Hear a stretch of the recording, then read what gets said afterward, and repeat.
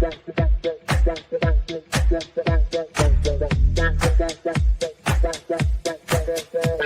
Connections Radio presents Since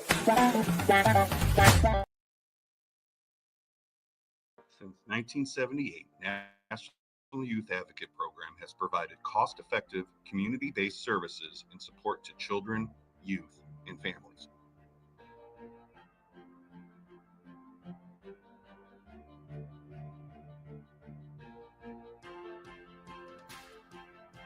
To the philosophy we have embraced since our very start, that the primary focus must be holistically placed on preserving and unifying families and strengthening the communities they call home.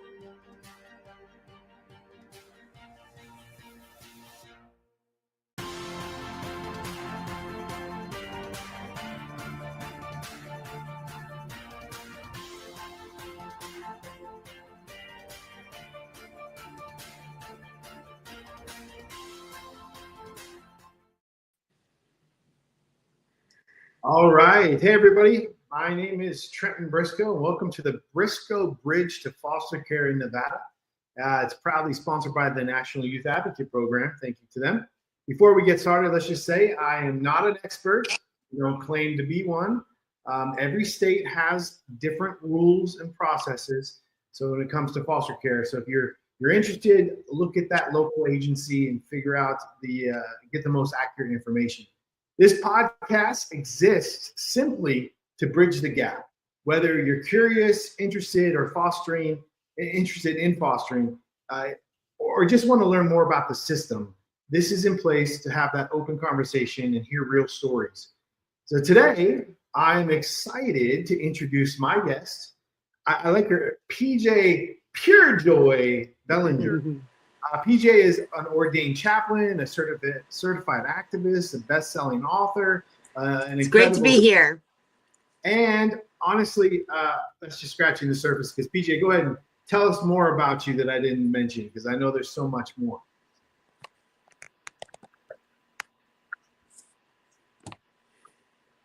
PJ, can you hear me? All right, so we must be having an issue. PJ can now not hear me? It's important to share. All right. All right, so PJ, go ahead and tell us about yourself. Well, as you stated, I am PJ, PureJoy Belanger, and PureJoy because I use joy as a superpower myself, and I help others do the same.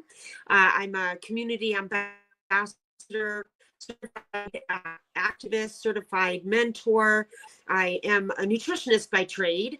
I've been teaching natural healing disease prevention for 42 years, and I help people overcome sickness and disease all naturally, and as well as emotional and mental health as well. Right. So why did I bring you on this show, PJ? Well, I grew up in foster care for 11 and a half years myself. Okay. And I have a vision to help young adults aging out of foster care, agape wholeness homes, where we help them feel whole by getting them focused on their true purpose and passion right away as young adults before it takes them, 2 decades to figure out who they are. Okay, so you're talking about like the independent living program children, you catch them then, and then you carry them off into the adulthood?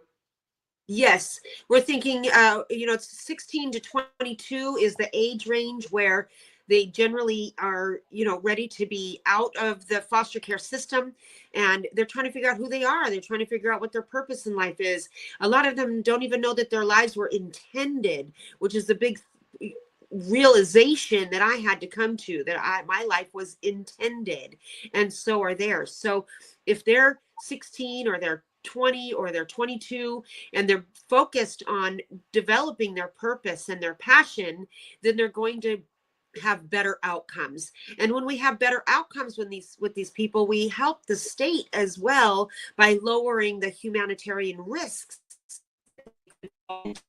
Anything from, human trafficking, prostitution, unwanted pregnancies, abortions, domestic violence, homelessness, you name a myriad of issues and problems that they might or could have, alcoholism, addiction. There's so many things that we could keep them out of as we're giving them the foundation for their future. So fostering intended futures is my motto. Fostering intended futures. You know, PJ, what you're saying is resonating with me a little bit. Before I started fostering, I did some stuff in my college, and I learned a lot of different things about the program, about foster care. But one of the things I was doing was I had to do research on prisons, and I learned a lot about prison. And when I learned this stat, now this is 10, 12, 20 years ago, I couldn't believe this stat. And then this stat is never left me. But back then, 70% of our foster care system ages 18 to 20. Oh, no, I'm sorry. 70% of our jail system ages 18 to 25 males are from foster care.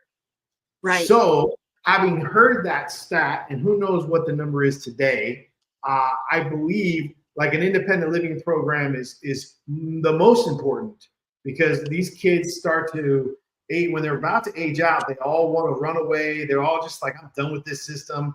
They don't want the help because they're tired of being in the system, and they need that extra support, and they need to know why it's important. I just got word yesterday that one of my kids who I had for about 9 months is in prison for 5 years. Oh, I'm sorry to hear that. It's unfortunate, but I mean, if you look at the stats, it's not shocking, Yes. Unfortunately.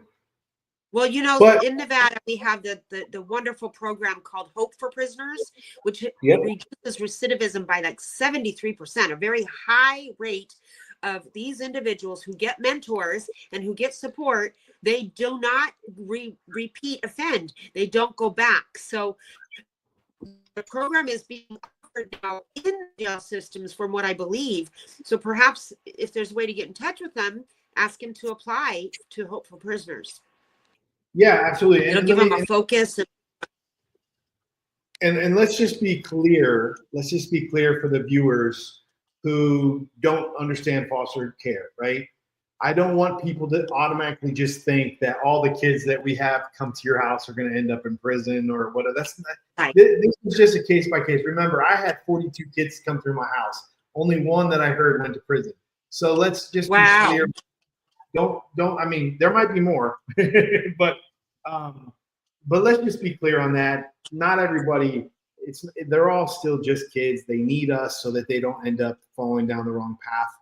And they usually do that between the ages of 18 to 25 because they don't have family. They don't have people around them. They need that extra support. They need someone to guide them. They need a father figure, a mother figure. And that's why I'm doing this, so we can find more people.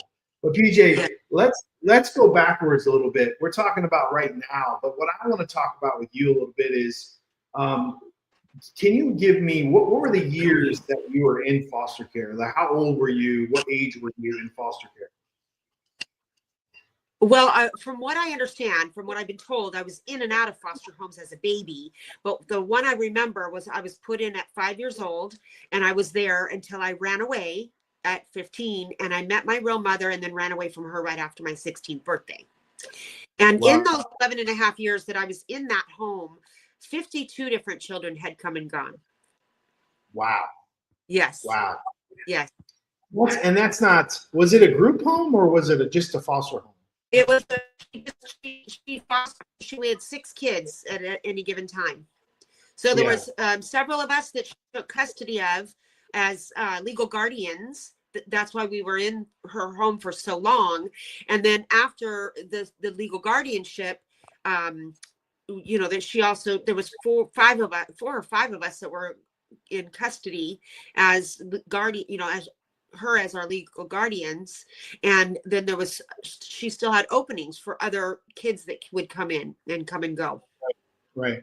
And let's talk about that, because again, viewers are listening and they're thinking, what, 52 kids coming through my house? Again, you don't have to, it still happens today. I had 42 kids come through my house in 7 years. So it can happen. However, I chose those kids. I chose the kids that nobody wanted. I chose the kids that kept running away. So in your case, you never know. your foster home could have just chose the short-term kids that nobody wanted because they didn't want. Nobody wants short-term kids. They want long-term because they don't want to have to let them go. Right. And maybe she was the one or he was the one. And that's, I kind of did that too. I took kids for sometimes 2 months at a time, 2 weeks at a time. Right. So it varies. And you can pick and choose what you want to do. You could say, hey, I just want long-term kids. I just want short-term kids. I just want this age group. I will say that I keep your age groups open because keeping siblings together in the system is very important. And I know that when you say no to teenagers, you might get a teenage girl who has younger brothers and sisters, and her coming with you would actually just be a benefit. So keep that in mind. If you want to foster, you can open your hearts to all ages. It's we don't just drop off kids to your house. Say, oh, you're a foster home now. You got to take them. Right. But you cannot sit there and be like, I want blonde hair, blue eyes that plays tennis. It just doesn't work. It doesn't work that way. No. So What's really ironic is there was the 5 of us that grew up together that they took legal guardianship of. Then while I was a teenager, a couple years before I ran away, they got a baby who was a black boy who's my brother to this day. So they chose him as a baby, and they got legal guardianship of him as well. So there was they were legal guardians to 6 children that they had long term. Wow. Yes. So one of the main objective of this show, and again, this is why I asked you this question. Now I'm going to ask you another question. Can you go back to when you were 5, 6 years old? And I want you to really try to dig deep. I want you to tell me how you felt. What was going on in your head when you finally kind of remember stuff?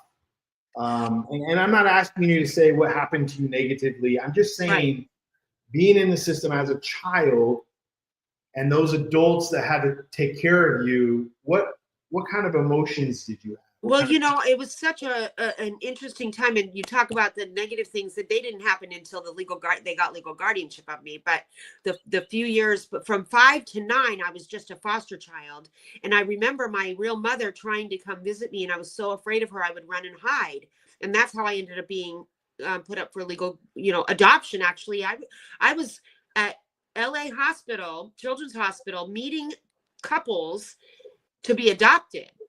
And my foster parents said, no, let's just go ahead and take legal guardianship of her so she won't be displaced again. So from 5 to 9, I remember being afraid and scared and not knowing who my parents were or if I had any parents. I still to this day have never met my real father. So, and my mother was so abusive and that I just was a scared little girl. I had a really hard time being happy. I had a really hard time, knowing that I was loved. There was no real love for, as far as I knew, So it's a very scary time for a child at that age. Very scary. And when was it when you finally felt love? As an adult. I had not found love until I really had my relationship with the Lord.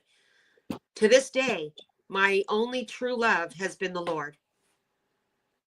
So no parent love, no other people I've ever felt truly loved me.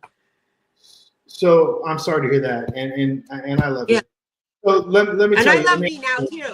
That's why I want to help people, is because the very first vision I have for these young people is we help the state of Nevada not have to euthanize dogs. Because dogs will be unconditional love for them. And that's why my ministry, that's why my vision is agape, unconditional love. A dog is the closest thing we have to God's unconditional love. That's why they're God spelled backwards. Yeah. I agree. So these young people, if we get them dogs that they can train, that they can love, that will be reciprocating love back to them, they're automatically going to be in a loving relationship right off the bat. That's number 1 on my priority list. And not only is it a reciprocal love relationship, but it's building responsibility for something else as well. So we're building 2 sides of their psyche. Their emotional and mental psyche is getting empowered to the nth degree just from raising and training dogs, that will be emotional support animals, but that also there can be dogs that are trained as our property security.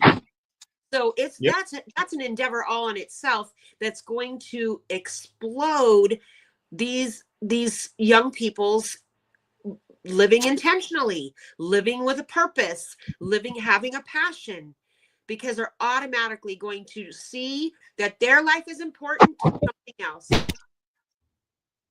Well, PJ, I think we've had a discussion before. We were brought together for a reason. I also have another friend who has Agape, but has a different name, but it's Agape. And she has land, and her Stacy. Yes. I know Stacy. Okay, Stacy. So Stacy. Mayon. Yeah, Mayon. So the idea is that we all need to come together and make this land for kids. I told you I have my concept for land. I had an animal rescue, and I had a campground and baseball fields, and so they can have baseball tournaments. The kids can work at those tournaments, and they can help take care of the rescue animals so they can learn love. And then we have some old senior citizens that are like big brother, big sister, and they need that extra attention at their age, and can learn from them as well. So it's all one full circle. Yeah. And you came into my life. I thought, wow, we're on the same page here. Now we have to figure out how to get the money. Anybody out there got some money? Let's go. Yes. Yes. We can do entrepreneurial training. We can, I have a vision. I wrote a program called Civil Heroes, which Captain Jack Martin, who used to be the head of our juvenile justice department, he read it and he wanted to be pushed through the court system. And, he's not there anymore. And I haven't quite gotten to the place where I have it completely ready. But that's a great program where we train these young people to be mentors, and we give them a certification so they feel recognized and acknowledged, and the importance of their lives to teach civility to even younger kids. So the seniors can be mentors to our young adults aging out, who can be mentors to tweenies, 12 to 15-year-olds.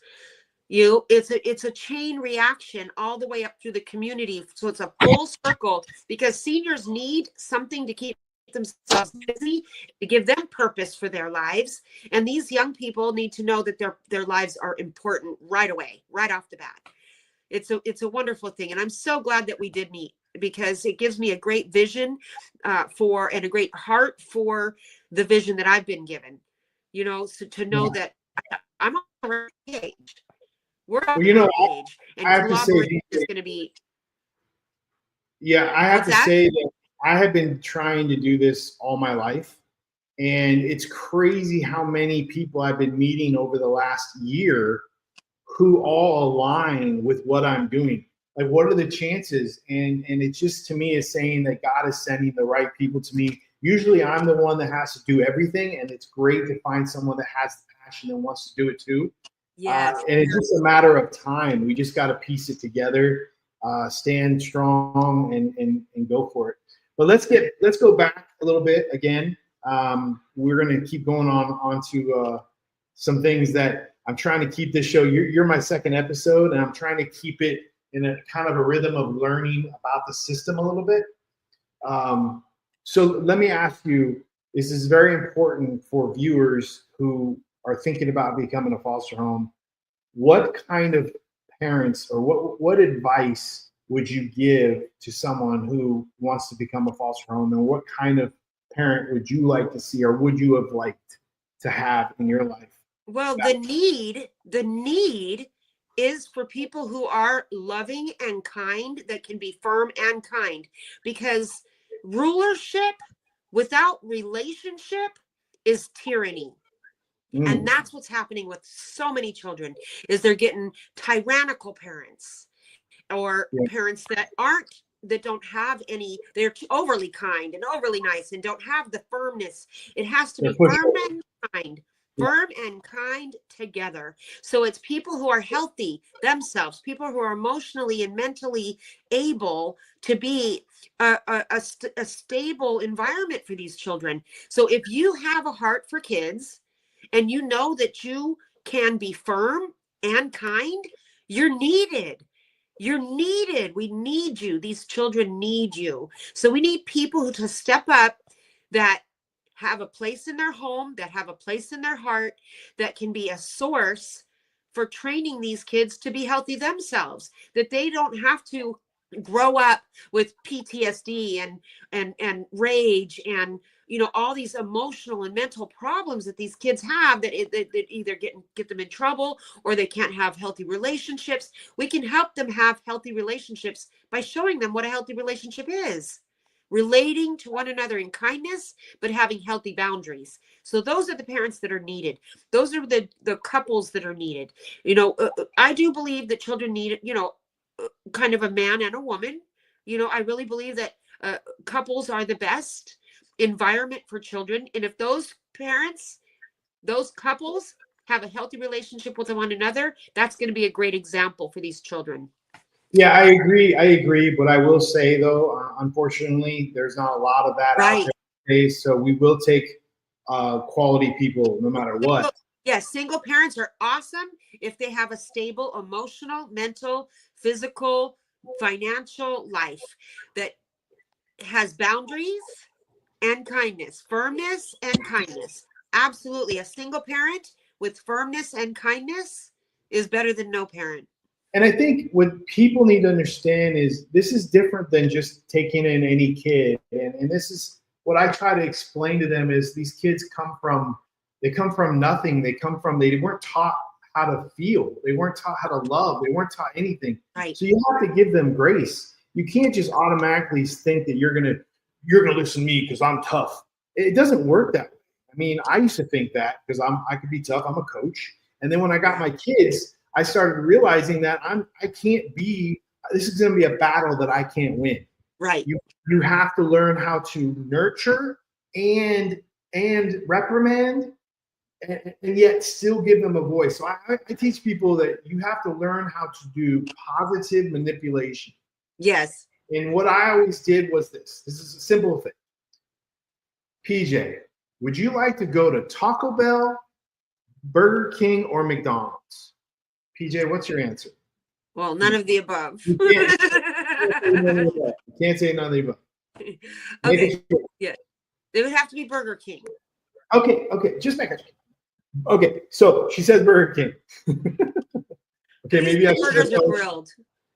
All right. So the idea I'm trying to do here. Options. Get them I'm to think. give you options, but guess what? You get to pick one of those options, and now we're going to where you picked.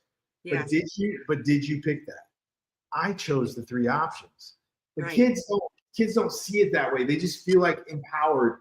Yes. Out of the bag. But that's the idea. If you tell a child, especially from foster care, I call the ones that have been in the system and they know how to work it. I don't want to say what I call them, but they're like foster brats, right? Yeah. They know the system, they know how to milk it, and they will walk all over you because they know how. They've done it already. So you really have to be firm. You have to learn how to take control. Absolutely. But then buy in with them. Show them you love them. Like, show them you care. And consistently show them, and they will buy into what you're doing. It might take a couple weeks. Your kids may not like you at first. Stop and think about it. If you were taken from your home, you lose your parents, you lose your animals if you had them, you lose your neighbor that you see every day, you lose your teacher, you lose the mailman that used to say hi to you every morning that made you feel great. These are the little kids, that's all they had. You know what else they lose? You know what else they lose, Trenton? Their identity. I mean, their very identity. They don't know who they are. And so the best type of parenting is one that helps them know that they are capable of thinking and capable of making decisions and capable of seeing that who they really are. Like even my own grandkids, I say, is that who you are? I don't think that's who you are. See, even as a grandparent now, I raised 2 daughters and I've mentored many of their friends that call me mom and their babies call me Nana. Okay.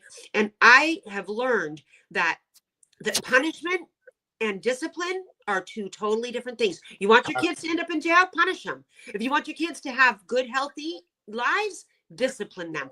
It's different. So it's not expect and retaliate. That's not parenting. No. It's direct, correct, redirect. Direct, right. Correct, redirect. That's parenting. And so that's healthy parenting. So PJ, when do you want to become a foster parent? I got this. Let's go. You know what? I'm overcoming still so much in my own life, Trenton, that I'm not at a place where I don't even have a place of my own right now. Mm. So I'm still working on my own stability at 62 years old. Okay. So I don't even have a home for myself right now, but I would love to, that's why I mentor. That's why I adopt all my daughter's friends and their babies, because I go help run a daycare so that I can help raise babies and help mentor and help be Nana. I have 10 grandkids. So that's where I'm raising. I raised my 14-year-old grandson. I was his everything for his first 5 years. You know, his mom went to work and I was his 24/7. I was his go-to for everything. So I dedicated a lot of years to my daughters and their kids. And now I'm trying to focus on getting my life back to, you know, being about my stability. Right. So yes, I you know, I want to open the center. That way I have a place to call home myself as I'm helping them see that they have a place for their identity to be built up, for their passions to be built up, for them to, it's taken me my whole life to figure out who I am. Right. My whole life. They don't, let's not have that for them. You know, you bringing up that identity thing, it made me kind of go back to when I was fostering. And one of the things that I did, and I realized how important it was after, because the kids will tell me stuff, but I would always tell them, like, look, when you come into my house, you're now a Brisco brother, because, you know, Trenton Brisco. And I didn't realize how I felt like I was being kind of like, oh, it's about me, you know. But really, it was about bringing them together as a family. And I used to have them sit in a circle, and I said, look, Brisco brothers talk to each other. We communicate how we feel. And it got to the point where I was doing something, and they started their own circle. And I was like, wow. Oh, that's awesome. Yeah. And these are a bunch of teenage boys, you know. And I have to say, I wrote a scene in a film about this. And I remember shooting this scene. It was for a pilot for a TV show that I made about fostering. And I didn't have it written in. I wrote it in the night before because it hit me that this is perfect for this scene. And I remember I made them sit around a hot tub. A fire pit. There was a big old fire pit next to a hot tub. And they all had this communication. And these are all actors, right? I hired actors. And I was laying down so the camera couldn't see me, and I was bawling. Oh, because it was real. It was just so real. And they were all sharing about themselves and why they're in foster care. And I remember that happening in my house many times. And I think that family, that feel of having each other, like all my kids, I remember there was a kid in my house that didn't really walk with the other kids. He was not the same type of kid. And they were all like sneakerheads and tough kids. And this one kid just didn't fit in. At home, they hated him. They didn't want nothing to do with him. And then at school, they wanted nothing to do with him. But as soon as they saw someone messing with him at school, they went up to him and said, "You don't mess with my brother." Oh. And I was like, yes. Yeah. Now, I'm not saying, to beat him up or anything. No. But it just felt good. They felt like they had a family. Right. You know? So there's 3 things that I can really honestly say: belonging, being heard, and feeling supported. Those are what really give a foundation for these children to have an opportunity to figure out who they are. You're figure dead out on. their identity, Yeah. they're who their true self is. If you can give them that, and as soon as they feel like they have that, they feel empowered and they feel like they're a part of something, and they buy into what you're doing. I think the main thing is consistency. These kids, especially the kids who've been in and out of the system all their lives, if you show them consistency and they know that you don't have to do all this, and you do it and you consistently do it, it's like, wow, this guy's for real. Like this parent is for real. They're really doing this for me. Even though they'll still run away when they're older, they do it because that's just what they're used to, some of them. So, but PJ, we could go all day. I know that we started a little bit late, so I'm gonna wrap this up. Do you have anything you'd like to say one last time before I do our sign off? I just want to reiterate that we need to open a facility, a ranch, if you will, with resources, training, and opportunities for these kids to put themselves in a position to be loved and give love and be responsible and grow food and take care of animals and learn entrepreneurial skills and read books and, like you said, get into circles and talk with one another and belong and get to a place where they are developing empowerment for themselves and those around them. So Agape Wholeness Homes is a great prospect to do this.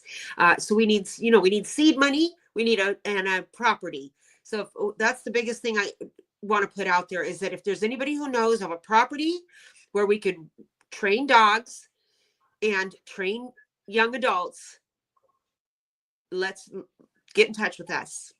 Yeah, I agree. And that's something I'm always looking forward to as well. One thing about me is I'm always doing other things, trying to make films. I'm focusing on all that. And eventually, if somebody doesn't bring me the money, I'll make it myself.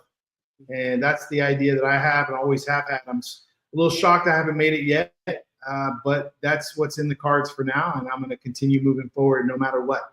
So I ask the community to help us foster intended futures. That's what's needed. And it helps the whole community. It's not just about these kids. These kids are the future community leaders. Right. They're a community leader, and I didn't even know who I was 20 years ago. Right. And I'm a community leader. So we need foster homes. We need people. We need you to come in and help make us some more leaders. We need you to help make more leaders. All right, that's our time. I'll show up. I'll be there. That's our time. Big thank you to PJ for joining us today. Thank you so much, Trenton. Thank you. All right. Remember, the Brisco Bridge to Foster Care in Nevada is here to help you learn, answer questions, and hopefully inspire some of you to take the next step. If you're interested in learning more about the foster care system or becoming a foster home, you can always reach out. There's my phone number in the chat here or on my screen. Reach out, text me if you'd like. And don't forget, also, every Thursday, I host an informational brunch at Union Biscuit. It's behind IKEA from 11 a.m. to 1 p.m. If you're curious or have questions, you want to break bread with me, come on out. I'll break some bread. We'll talk. We'll get to know each other, and we'll figure out if this is something for you or if you want to help make something just for us to continue our growth. Also, coming up, the Knights of the Round Table Business Mixer. That is something put on also by myself and NYAP. It is June 26th, 6 to 8 p.m. It's at the Beach House in Henderson. Please come out, check that out. It's free. Come eat some food, network. PJ might be there. And at the end of the day, fostering changes lives, not just for the kids, but also for you as well. These kids will teach you things you'll never, ever have expected. And I feel like if you're called to this, I'm here to help you move forward, and I would love to help you change your life. Until the next time, stay safe, stay open, and stay inspired. PR Connections Radio thanks you for watching this podcast. Check out more episodes of this show and our others at prconnectionsradio.com.